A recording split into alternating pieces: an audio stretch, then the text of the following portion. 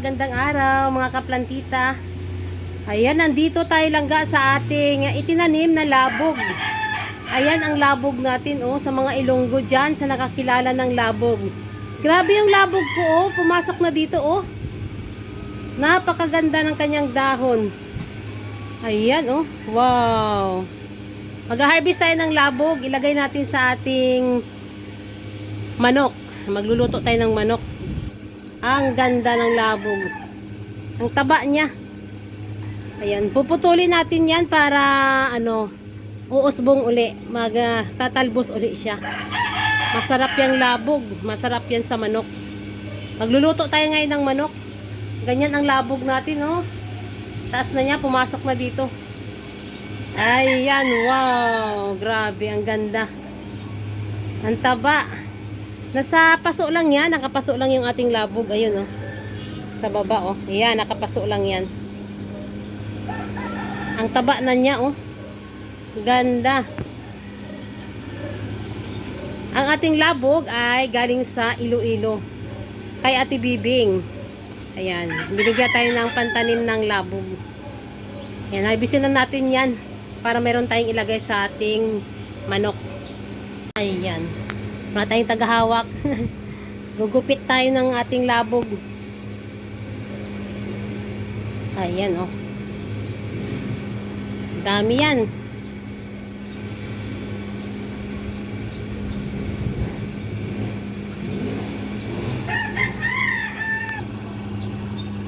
Okay, ayan ang ating labog, ang ating na-harvest. Dami, Ayan. Kukunin natin yung nasa, yung mga malalambot na dahon. Masarap yan sa ating manok. Ayan, kukuha din tayo ng ating dahon ng sili. Doon sa baba.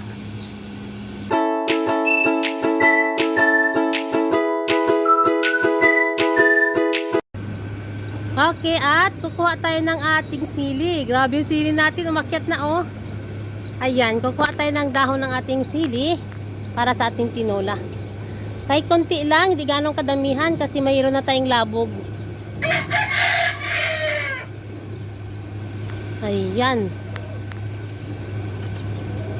Ang dami na rin yung nagbubunga uli. Ayan, parang kailan lang tinanggalan ko siya ng mga sanga kasi sobrang taas na niya. Ngayon, tumalbos na uli yung ating sili. Ayan. Kukuha lang tayo ng mga dahon. Ayan, bumaba na dito sa ilalim. Ang taas na, Pero ang ganda ng dahon niya, bagong usbong. Okay, ayan dito. Kukuha tayo dito sa mga gilid na to. Gaganda, Ayan, nagdahon uli yung ating sili. Ganda ng dahon,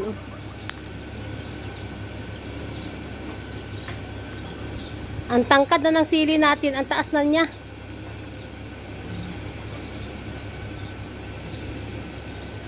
Ayan, sili natin dyan sa baba, Ito yung sili na ating itinanim sa sako. Pero grabe tumalbos uli. Musbong siya uli, Yan, ganda. Dami niyang bunga, nagbunga na siya uli. Okay, ayan. Ito na yung ating labog. Tinanggalan ko na siya ng tangkay. Ayan, At saka yung ating sili na bagong harvest. Na dahon ng sili. Tama lang, hindi ganong madami ang nilagay ko. Kinuha ako na dahon dahil may labog tayo. Ayan. Tara at magluto na tayo.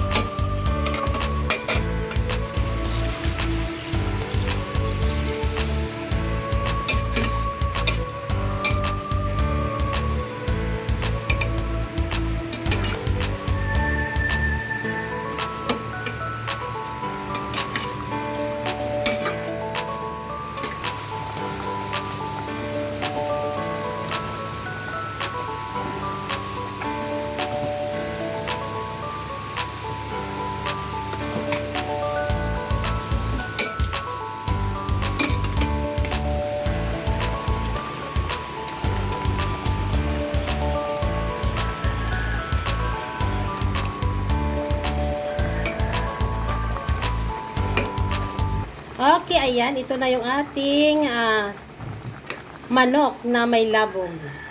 Sarap yan, grabe oh. Ayan. Sa mga Ilongga dyan ha, sa mga mahilig magluto ng manok na may labog. Wow, sarap. Nakakamiss dyan sa labog. Rigid siya ang manami.